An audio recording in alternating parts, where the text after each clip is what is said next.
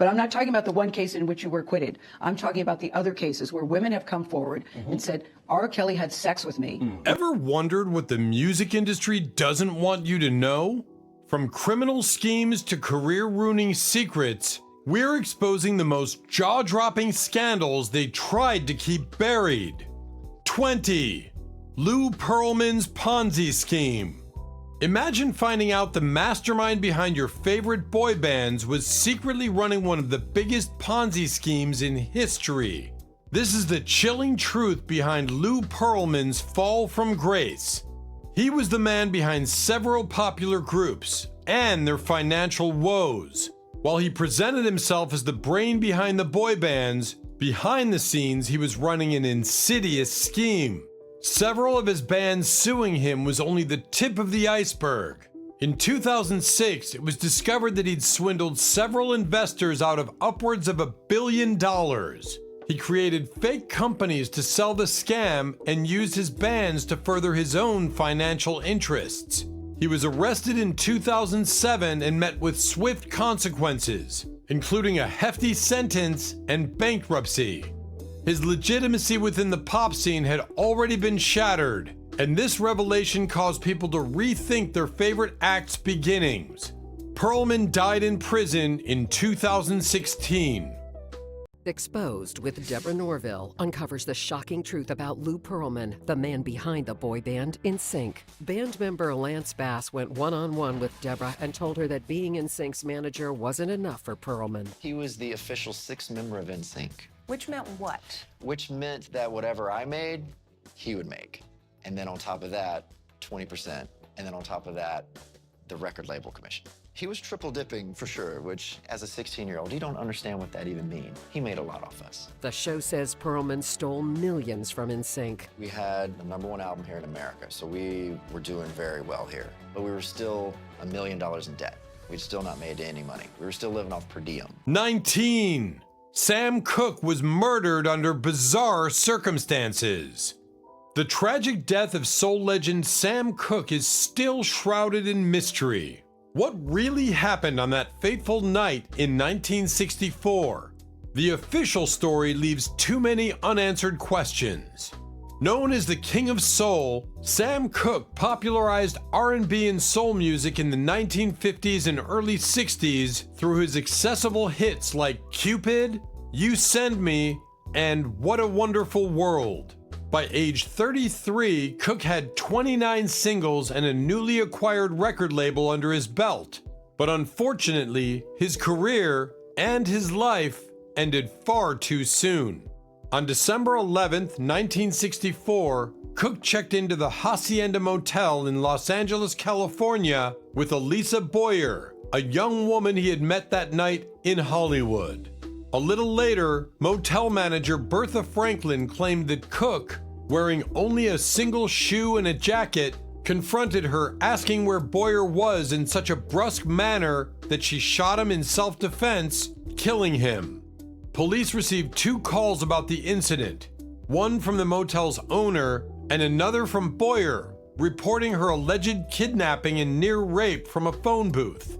Based on these accounts, police deemed Cooke's death a justifiable homicide, but many weren't convinced. Witnesses suggested that Boyer, later convicted of murder, may have been robbing Cooke. Meanwhile, Cooke's family and friends disputed the given versions of events, implying that his manager, or enemies he made as a civil rights activist, had carried out a murder plot. What's worse, singer Etta James and others commented on the horrific and extensive injuries visible at Cooke's open casket funeral, none of which fit the story provided.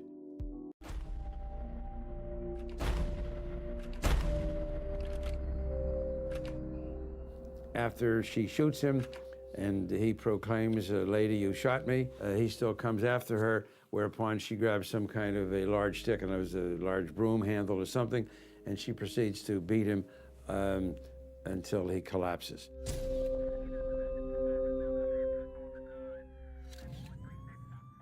"18. 2 live crew arrested for obscenity." Did you know that performing your own music could land you in jail? Back in the late 80s, One hip-hop group found themselves in the center of a national debate about free speech and obscenity laws. These days, not much, in the music world or otherwise, shocks us, with much of society now desensitized towards sex or violence. This wasn't exactly the case back in the late 80s, however, a prime example being an incident involving the Miami hip-hop group 2 Live Crew. Their 1989 album, As Nasty as They Wanna Be, landed the group in hot water with Florida officials after it was deemed obscene by a U.S. district court. 2 Live Crew were arrested after performing the material at a local club and were forced to defend their right for free speech in court. The ruling was eventually overturned, in the process making As Nasty as They Wanna Be a bona fide smash hit. Freeman knew he was breaking the law when he sold this album, Nasty as They Wanna Be, to a customer this morning. Why am I buying the tape? Well, I don't know. Because he was an undercover cop, and just like a drug bust, moments after the sale went down, several Broward Sheriff deputies rushed into EC Records in northwest Fort Lauderdale and arrested its owner. America is free for everybody. And as long as this is America and I'm not living in Cuba, I feel my rights are violated. This is the only album banned in Broward. Despite that, Freeman continued selling the records and tapes and challenged Sheriff Nick Navarro to arrest him for it. 17.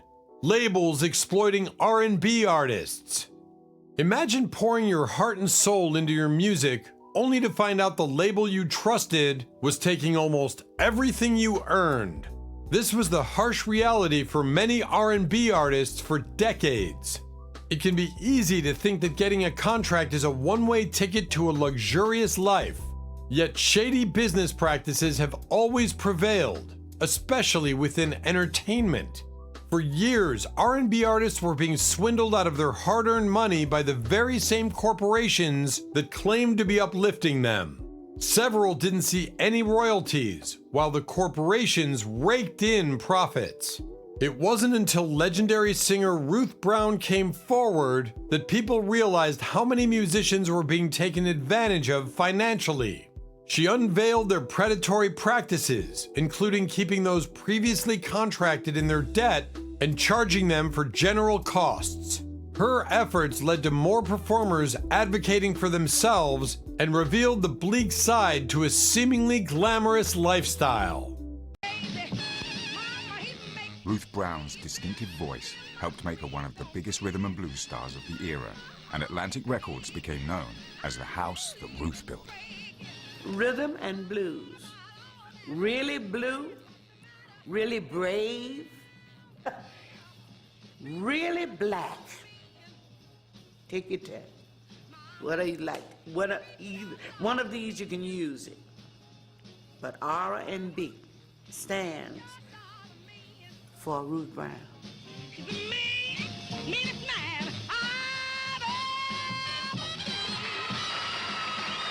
16. Performers were often forced into grueling schedules. How far would you go to chase your dreams? For many iconic musicians, success came at a deadly cost. Grueling tour schedules and unsafe conditions led to tragedy more than once.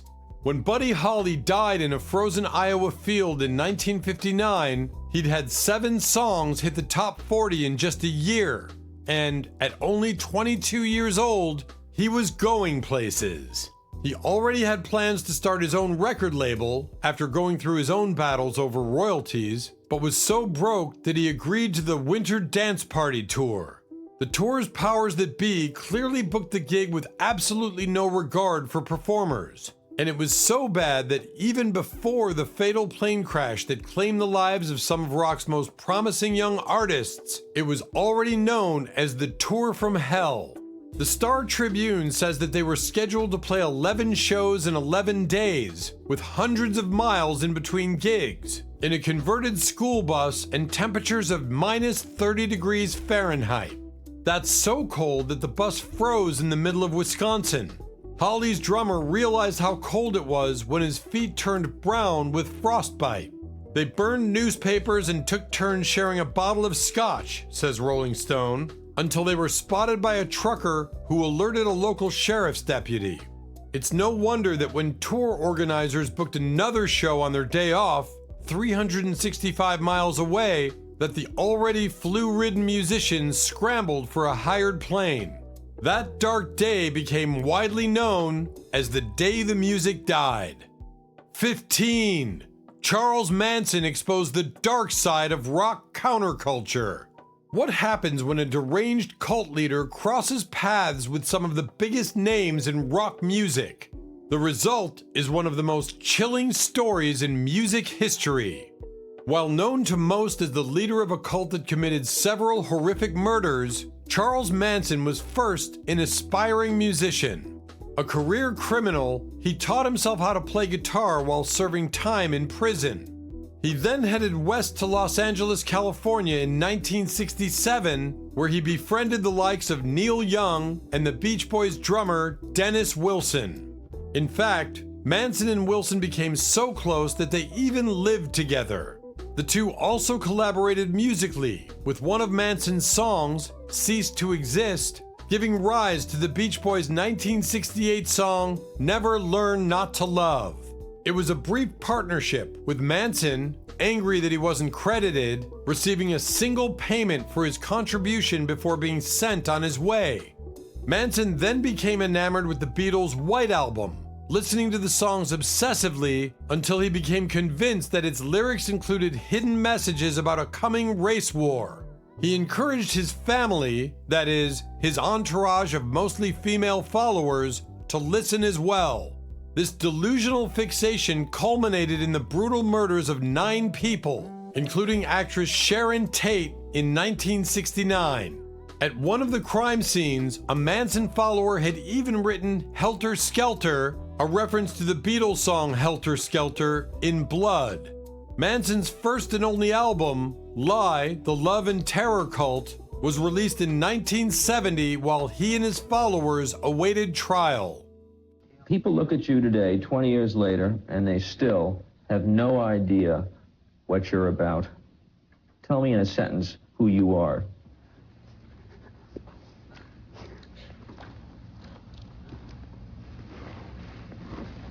Nobody. I'm nobody. I'm a tramp, a bum, a hobo. I'm a boxcar and a jug of wine. And a straight racer if you get too close to me. 14. Concerts were segregated. Imagine going to a concert where the crowd is divided purely by race. For many black artists in the 1950s and 60s, this was a heartbreaking reality. Slavery may have officially ended in 1865 in the US with the 13th Amendment, but then there was the beginning of another era, Jim Crow. These new laws were meant to keep segregation in place, and in the 1950s, racial tensions extended to the music scene. It's the specifics that are really the most telling. And in 2017, Rolling Stone spoke to Terry Johnson of the Flamingos. He told a harrowing tale of a late 50s concert they gave in Birmingham, Alabama. When they arrived, they had a police escort. Johnson said, "The cops were there making sure we did not look at any white person. It was a rule when we came in. I don't want to see any of you darkies looking at the white women out there. If you do, your ass is mine." It was far from the only concert where black and white attendees were separated, and yes, things sometimes turned violent. When Jackie Wilson canceled a second white-only show, after already playing a black-only one before realizing a second had been scheduled, he and his crew were run out of town at gunpoint. It ended with the tires of Jesse Belvin's car blowing out. Both he and his wife died in the following crash. Then, there was a 1959 concert when Charles Neville of Neville Brothers fame played in the house band at the Dewdrop Inn, where 3 white women snuck into a black-only show. New Orleans police arrested the women and beat them so badly they were hospitalized. 13. Censorship was a constant problem. You might think censorship battles are a recent phenomenon, but back in the 1960s, government agencies were in overdrive trying to ban songs that pushed the envelope. Progressive musicians pushed the boundaries of society in the 1960s, and government agencies often resisted these perceived attacks on morality. In the United States and Britain, the Federal Communications Commission, FCC, and British Broadcasting Corporation, BBC, found themselves busier than ever attempting to censor songs that featured lyrics with curse words, slander, overt sexuality, promotion of drug use, or other scenarios they deemed obscene. Many 60s songs fell on the wrong side of the agency's rules and were denied airplay for fairly obvious reasons. Take, for example, the blatant sexual innuendo of the Rolling Stones' "Let's Spend the Night Together." But other cases were more perplexing. Some considered the condemnation of wholesome songs like Peter, Paul, and Mary's fantastical "Puff the Magic Dragon," allegedly an elaborate drug metaphor, and the Beach Boys' "God Only Knows," deemed blasphemous for merely mentioning God in a rock song. A bit of a stretch, not to mention that whole business of the FBI investigating the Kingsmen's Louie Louie for its indiscernible, therefore possibly obscene lyrics. But by far the most extreme example of 60s censorship came from Brazil.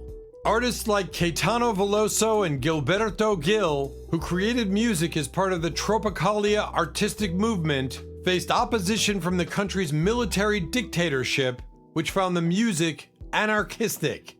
Both were imprisoned for months, banned from performing, and later exiled from Brazil. Government censors found themselves busier than ever trying to block lyrics with curse words, overt sexuality, promotion of drug use, or other scenarios they deemed obscene. And some of those other scenarios were pretty weird.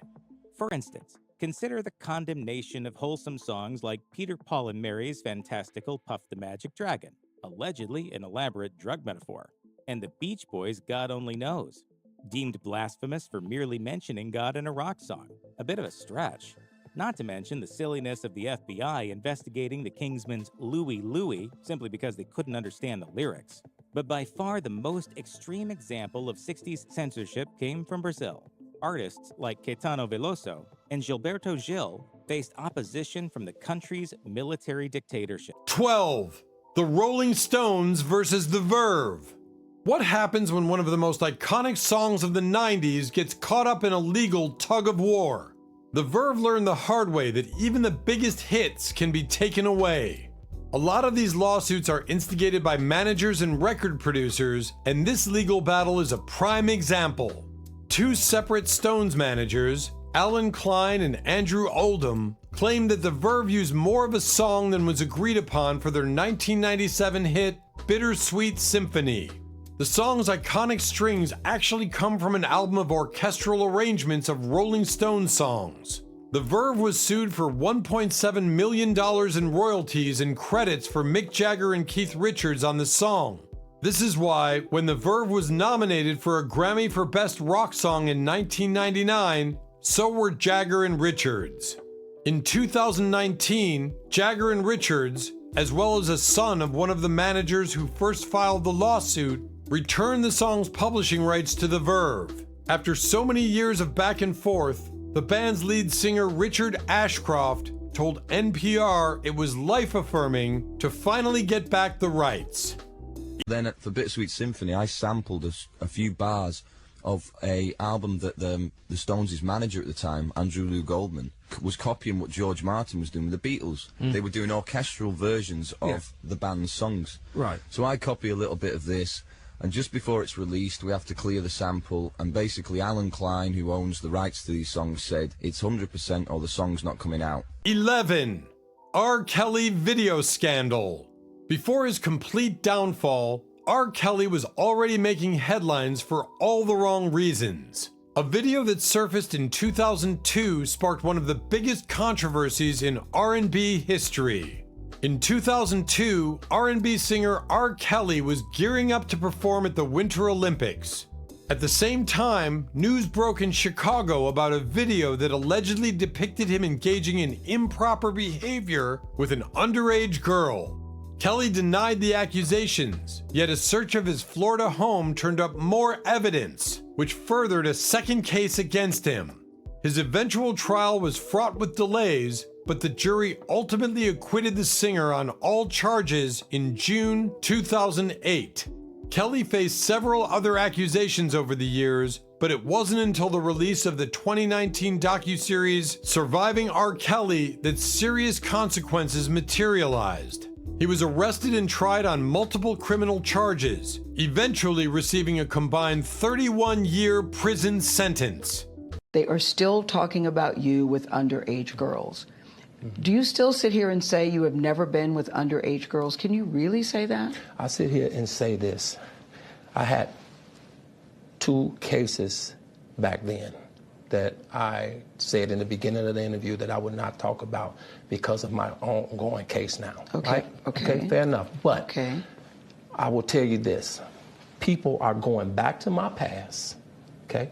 That's exactly what they're doing. They're going back to the past, and they're trying to add all of this stuff now to that, to make all of the stuff that's going on now feels real to people. But the past is relevant with you with underage girls. Absolutely no, it's not. Why? Because for one, I beat my case. But I'm not talking about the one case in which you were acquitted. I'm talking about the other cases where women have come forward and said, R. Kelly had sex with me. 10. Britney Spears' Conservatorship.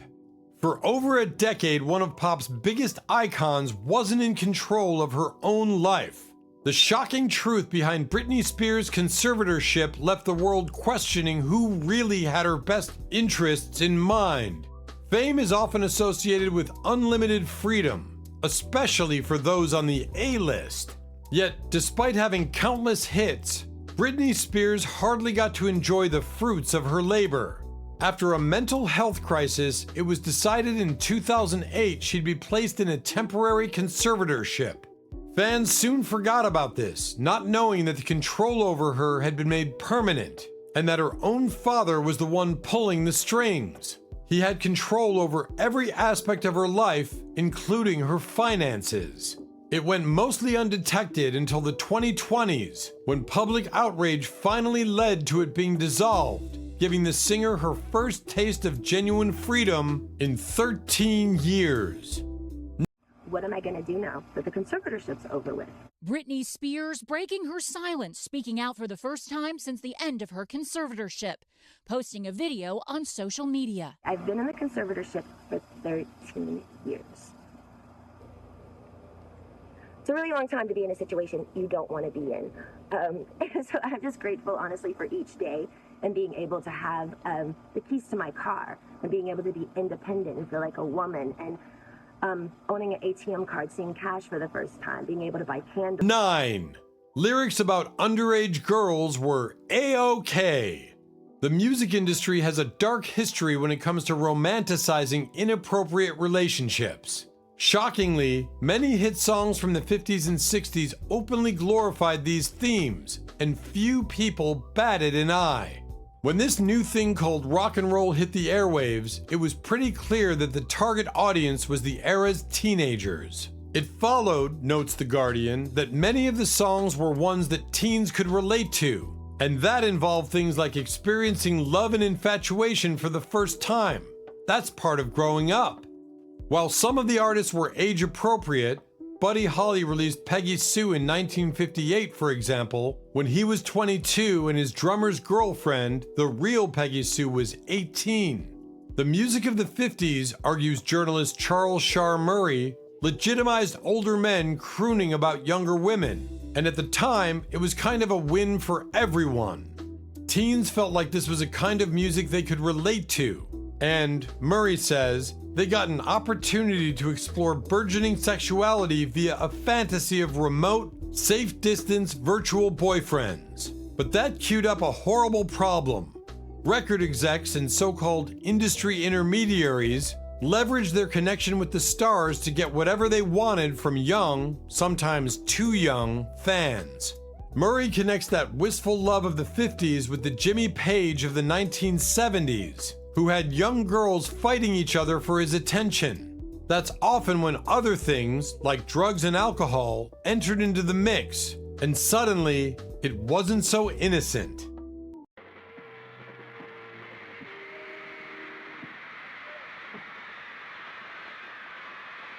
8.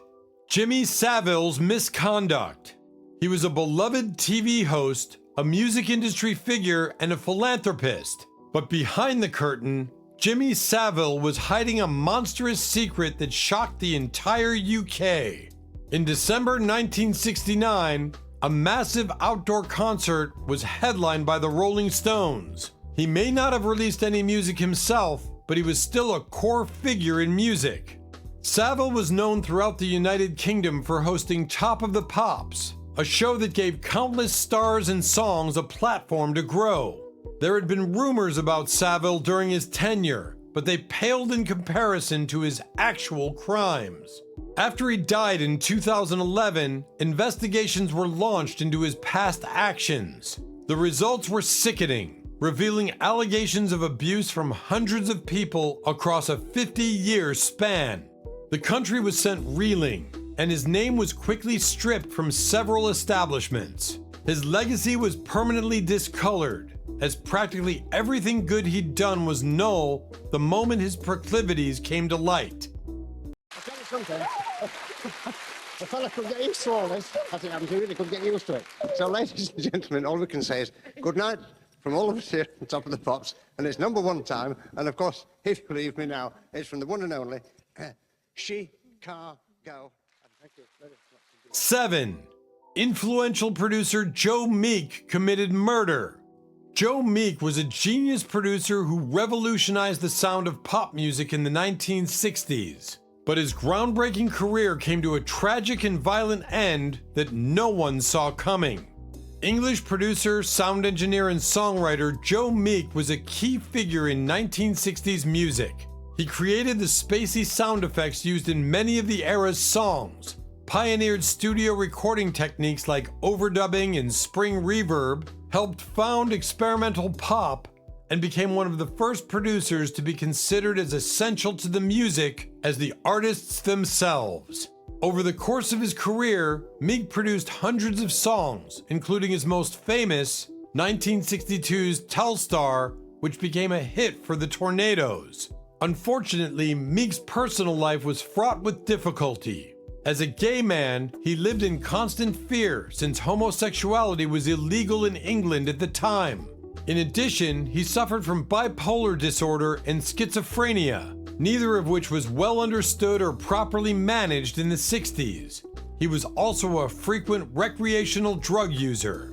Meek grew increasingly paranoid as the decade wore on. He became convinced that his colleagues were trying to steal his ideas, that everything from Buddy Holly's ghost to a purring cat was trying to send him important messages, and that aliens were controlling his mind. He also developed eccentric habits, like attempting to commune with the dead. Meek's mental health crisis ultimately culminated in tragedy on February 3rd, 1967, when he shot and killed his landlady before dying by suicide. I've always been interested and intrigued with horror films, and at the time horror films were the biggest selling box office attraction. So I thought, well, this is the ideal thing to really go macabre. If I put rock and roll to horror, I must have a top teenage product, which I did have. 6. Some of the biggest performers still had to abide by Jim Crow laws. Even as they gained fame, black artists in the 50s and 60s were still at the mercy of Jim Crow laws, facing horrifying treatment while on tour. Black performers often found themselves at the mercy of Jim Crow laws, and the Flamingos' Terry Johnson recounted some incidents to Rolling Stone. Not only were they forced to sleep in their cars while they toured, but they weren't allowed in most restaurants. When they were typically served rotten food. In 2020, Billboard spoke to some pioneering artists of the 1950s and 60s about the discrimination faced while touring. Martha Reeves explained, "We were happy, we were singing, we were joyful, we were away from home for the first time, youngsters on a magical show. But being met with the hatred, it was alarming, especially when the bus was being shot at." Singer Dee Dee Sharp had a similar experience. "I will never go back to Jackson, Mississippi ever again. They actually stoned the bus. The Davels, a white group on the same tour, covered my mother and I to keep the Stones from coming into the bus. And it wasn't just in the South. Leon Hughes Sr. of the Coasters recounted how they arrived at a tour date in Lincoln, Utah, and the promoter approached looking for the Coasters. When they responded that they were the Coasters, there was a brief argument about how they couldn't be. I think they're white, and the incident ended with them leaving town very quickly. Listen, this is my opinion. Jim Crow did a job on us. It did. Slavery happened, and then Jim Crow happened, 18th century, post, Reconstruction slavery. And what happened is, with the policies that were set forth, that kept us basically in bondage again, what happened is the signs went away, but what is left is perception. What's left is a mindset. 5. Dee Snider gave testimony against censorship. In the 80s, rock music was under fire from concerned parents and politicians. But when Twisted Sister's Dee Snider stepped into the courtroom, he delivered a defense that no one expected. This one starts early in the 1980s when Tipper Gore, wife of future vice president, failed presidential candidate, and climate change activist Al Gore, purchased a Prince album for her daughter. Shocked that a Prince album would include sexual lyrics, Tipper helped create the Parents Music Resource Center. It was a committee founded by several spouses of mid-80s politicians to regulate what they felt was offensive music. Among their efforts, they released a list of songs called the Filthy 15, which, according to them, were the worst offenders. Labeling the music porn rock, the committee arranged for a congressional hearing for the Committee of Commerce to address the issue. Among those testifying were Twisted Sister frontman Dee Snider, counterculture rocker Frank Zappa, and musician John Denver. Despite his public perception as a mindless rocker, Snider led a cogent and well-informed defense of free speech in music that was partly informed by his perspective as a sober parent. But despite this defense, Congress still agreed to require objectionable content labels for so-called offensive music. 1984 was a pretty insane time for Twisted Sister. We were hearing bits and pieces about this Parents Music Resource Center and Tipper Gore, but not really registering because we were getting protests and religious groups at every show. So just another parent group that, was putting Twisted Sister on a list of targets. We have always talked about the positive aspects of the music industry, but of course, the highlight has been on the excesses that have been allowed to develop as we have tried to focus our concern on those excesses. 4. One DJ took the blame for a decade of payola. In the 50s, DJs held the power to make or break a record. But when a widespread scandal broke, one man was unfairly made the scapegoat for an entire industry's corruption. In the 1950s, being an American radio disc jockey was a lucrative career. Rock and R&B music had taken off, and artists were churning out more singles than ever. As a result, many record executives, keen to make sure their artists were played, resorted to the shady practice of pay-for-play, also known as payola. By slipping DJs a few extra dollars, record companies could all but ensure that their artist's song would become a hit, something many DJs thought of as plain old business. But at the end of the 50s, authorities began taking a closer look at the practice. Following several highly publicized trials in the US, Congress declared payola a criminal act in 1960. Amidst the chaotic hearings, two of America's most popular DJs, Dick Clark and Alan Freed, pictured, came into question. Both Clark and Freed denied ever having accepted under-the-table payments in exchange for radio play. But everyone was more inclined to believe the dapper all-American Clark, despite his having recently offloaded several incriminating assets, than the defiant and unabashedly blunt Freed, who popularized the term rock and roll and regularly advocated for black artists. While Clark walked away relatively unscathed, Freed was charged with commercial bribery, heavily fined, and fired from his job. He died virtually penniless of complications related to alcoholism just 3 years later. Bandstand was a hit maker because radio disc jockeys would listen, program directors listen to it and say, we better be playing that. So simultaneously, several hundred radio stations and the most important kid television station all played the same music. At that point, and it has been the case since time immemorial, you can bribe people to play your goods. In the old days, piano players in the Woolworth stores would get a $5 bill to play the sheet music so the customers would buy. Television radio came along, Peola came up. Disc jockeys would play records for pay. 3. The true nature of Elvis Presley's substance use. Elvis Presley was a legend, but behind the fame was a battle with addiction that ultimately led to his untimely death. The shocking truth didn't come out until years later. He was known for plenty throughout his life, from an unmatched discography to a lavish lifestyle. Elvis's impact is undeniable, but he still had plenty of secrets. His vices were known, but the true extent wouldn't be revealed until after his sudden death in 1977. Multiple reports were made, with one claiming he had over a dozen substances in his system during his overdose. A trial in the early 1980s put his doctor in the hot seat, where it was confirmed he'd supplied Presley with thousands of pills. Many were aware the star had his demons, but learning just how dark they were forced them to put his whole life into a new context. 2. Chess records bankrupted their talent. Imagine being one of the most influential musicians of your time, only to end up broke while your label gets rich off your work. That was the harsh reality for many chess records artists. In 1989, the Washington Post made a huge announcement. MCA was going to be paying surviving rock and roll veterans a boatload of money, and it was money that they should have received decades prior, but hadn't.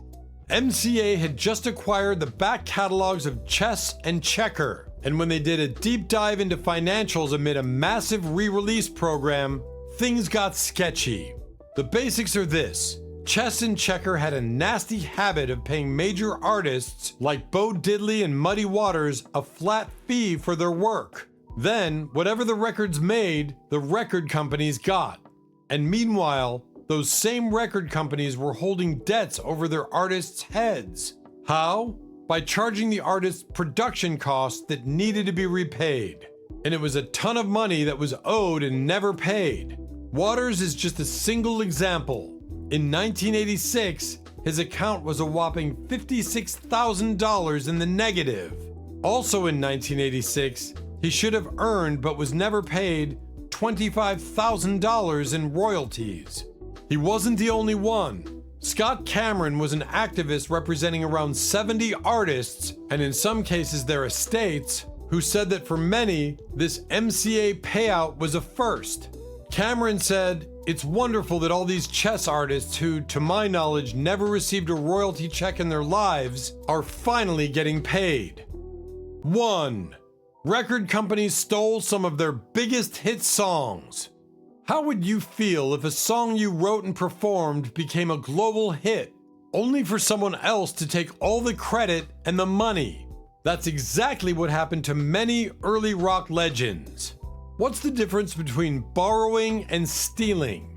If your answer is they're spelled differently, then congratulations. You might just be the reincarnation of a 1950s record executive. There's probably no better example of this than the early rock mega hit Hound Dog. Elvis Presley took it to the top of the Billboard Hot 100 in 1956, but according to the Washington Post, it had first been recorded by the blues singer Big Mama Thornton in 1952. According to the Library of Congress, Hound Dog was first performed by Thornton and Johnny Otis. Writers Mike Stoller and Jerry Lieber had seen her perform and were inspired to write the song, which was cleaned up to take out some of the more inappropriately racist bits. Otis was given a songwriting credit and owned half the publishing rights. But once Presley had such a hit with it, they realized they didn't want to have to share. Otis recalled, "They got greedy. They sued me in court. They won. They beat me out of it. I could have sent my kids to college like they sent theirs. As for Thornton, music industry expert Eric Alper explained it this way. Big Mama Thornton did not have lawyers. She didn't have a distribution network that can say to record stores, "You've got to pull Elvis's song." She's left with breadcrumbs. You ain't nothing but a hound. You ain't nothing but a hound dog. You're crying all the time. You ain't... Thanks for sticking around. If these shocking scandals blew your mind, don't forget to hit that like button and subscribe for more deep dives into the craziest stories in music. And hey, if you're hungry for more, check out these videos right here. You won't believe what else the industry's hiding. See you in the next one.